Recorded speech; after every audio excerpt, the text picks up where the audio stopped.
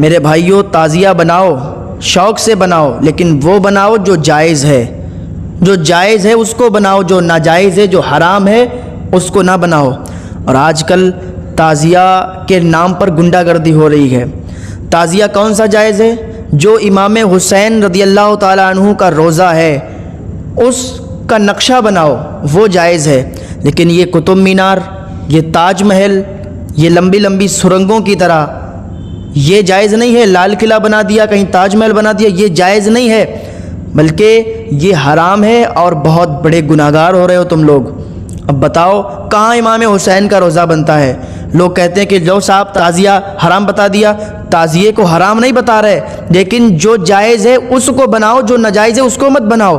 اب کہاں لکھا ہوا ہے اور یہ کہاں تک صحیح ہے کہ دلی کا تم نے لال قلعہ بنا دیا، تاج محل کی طرح بنا دیا، لمبی سرنگوں کو بنا دیا، اور پھر اس کو آپس میں جتائی کرواتے ہیں کہ میرا جیت گیا تیرا ہار گیا، تیرا ہار گیا میرا جیت گیا۔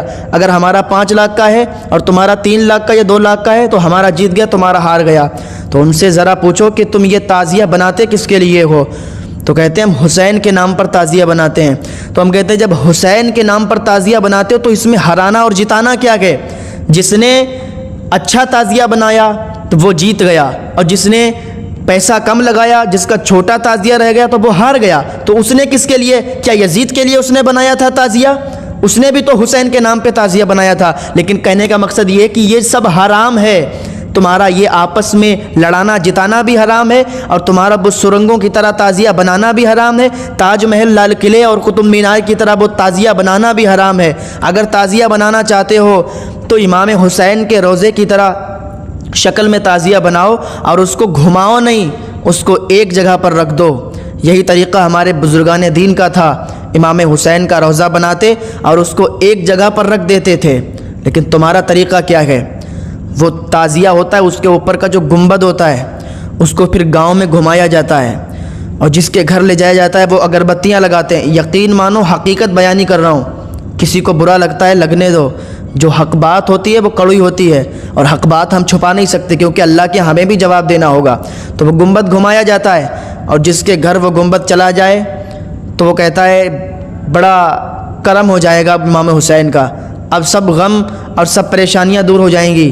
امام حسین کا معاذ اللہ سر مبارک ہمارے گھر آ گیا ہے، اس کو امام حسین کا سر سمجھتے ہیں۔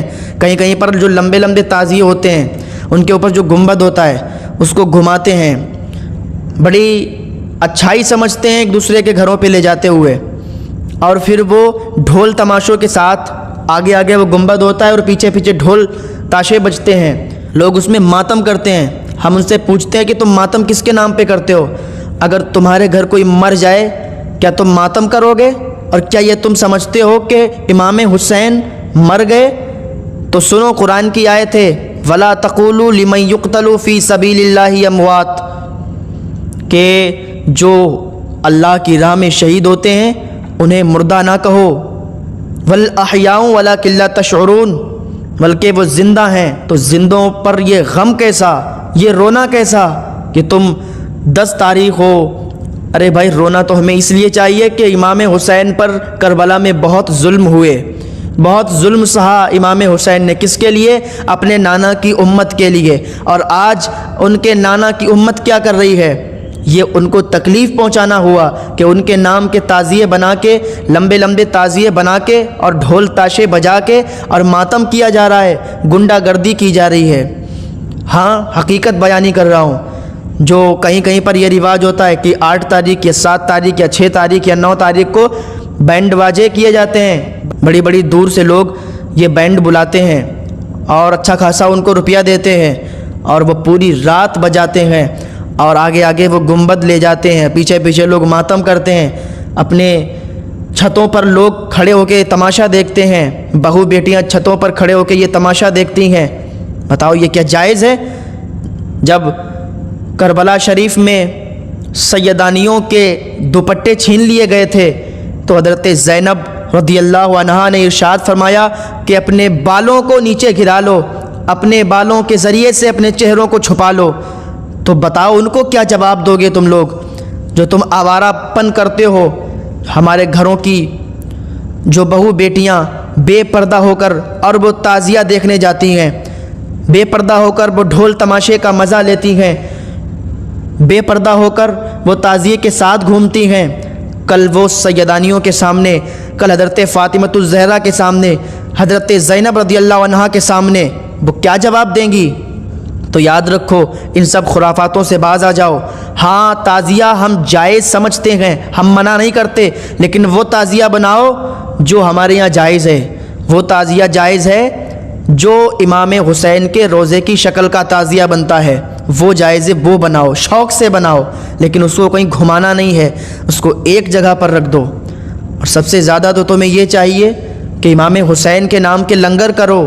یہ امام حسین کے نام سے تم تعزیے بناتے ہو اور پھر اس کو لڑاتے جتاتے ہو، یہ تمہارے لیے بالکل جائز نہیں ہے۔ حقیقتاً یہ تمہیں گناہ میں ڈالنے والی بات ہے اور تم گناہ گار ہوتے ہو۔ اپنا پیسہ برباد مت کرو، اپنا پیسہ اگر لگانا ہے تو امام حسین کا روزہ جس شکل میں گئے اس شکل کا تعزیہ بنا دو اور ایک جگہ پر رکھ دو، تو لوگ تمہارے یہاں دیکھنے آئیں گے۔ ہاں اگر یہ چاہتے ہو تو یہ جائز ہے، لیکن وہ جو لمبے لمبے تعزیے یا کہیں پر لمبے نہیں ہوتے ہیں، مطلب تاج محل کی شکل دے دی، کچھ شکل دے دی، تو یہ سب جائز نہیں ہے میرے بھائیوں۔ ان سب باتوں سے پرہیز کرو ورنہ بہت سخت پکڑ ہوگی، اور اللہ تعالیٰ جب پکڑنے پر آتا ہے تو پھر چھٹانے کا کوئی نہیں چھٹا پاتا، کیونکہ اس کی سخت پکڑ ہے۔ اور ایک صاحب بول رہے تھے کہ وہ بابا ہیں، وہ بابا ہوتے ہیں، وہ امام حسین بابا ہوتے ہیں، یعنی جو تعزیہ جو بڑا بڑا بنتا ہے یا جو بھی شکل اس کی ہوتی ہے تو وہ امام حسین ہیں۔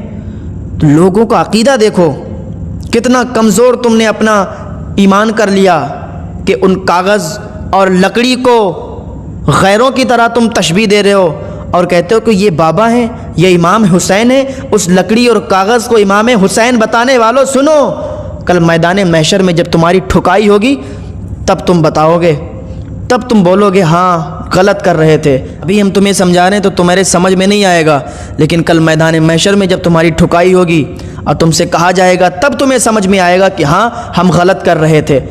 وہ لکڑی اور کاغذ کو امام حسین سمجھتے ہو، امام حسین بتاتے ہو کہ یہ امام حسین ہے، یہ بابا ہیں۔ او مسلمانوں ذرا ہوش کی پیو، کیونکہ تمہیں مرنا بھی ہے۔ یہ تو زندگی بھر تو تمہیں یہاں رہنا نہیں ہے، مرنا ہے اور مر کے سامنا کرنا ہے امام حسین کا۔ جب امام حسین کے سامنے حاضر ہوگے تو پھر کیا جواب دو گے؟ کوئی جواب نہیں بنے گا، پھر اچھی طریقے سے تمہاری ٹھکائی ہوگی۔ ابھی سمجھانے سمجھ جاؤ۔ ایک صاحب نے کہا مجھ سے میلے کو ایک بار مس کر دیا۔ بات دیکھو، بات کیا کہہ رہا ہے کہ ایک بار میں نے اس میلے کو مس کر دیا، مطلب ایک سال میں نے جب تعزیہ آئے تو میں آیا ہی نہیں اور میں نے میلہ دیکھا ہی نہیں، میں نے تعزیہ پر اگربتی لگائی ہی نہیں۔ علماء کی باتیں سن کے تو ہمارا بہت نقصان ہو گیا، ہمارا کافی پیسوں کا نقصان ہوا، ہمارے فلاں کی ٹانگ ٹوٹ گئی، ہمارا یہ ہوا وہ ہوا۔ ایک بتانے لگے کہ ہمارے رشتہ دار تھے، انہوں نے ایسا کیا تو اس کا یہ ہو گیا۔ یاد رکھو یہ تمہارا جو عقیدہ ہے کہ تمہارا ایمان کمزور ہونے کی دلیل ہے۔ تم تو اس نبی کے دیوانے ہو، تم تو اس نبی کے امتی ہو کہ جس کے صدقے سے یہ کائنات بنائی گئی، یہ زمین آسمان چاند سورج ستارے سب بنائے گئے، اس کے صدقے میں تم بنائے گئے۔ ذرا یاد رکھو جب تم مر کے جاؤ گے تو اس نبی کو کیا منہ دکھاؤ گے؟ یہ ایسی باتیں تمہارے منہ سے اچھی نہیں لگتی، تو یاد رکھو یہ ایسی باتوں سے پرہیز کرو۔ اگر تم نے تعزیہ حرام سمجھ لیا، اگر تم نے تعزیہ نہیں دیکھا، اگربتی نہیں چڑھائی، ڈھول تاشوں میں شامل نہیں ہوئے، ماتم میں شامل نہیں ہوئے، تو یاد رکھو تمہارا اس سے کوئی نقصان ہونے والا نہیں ہے۔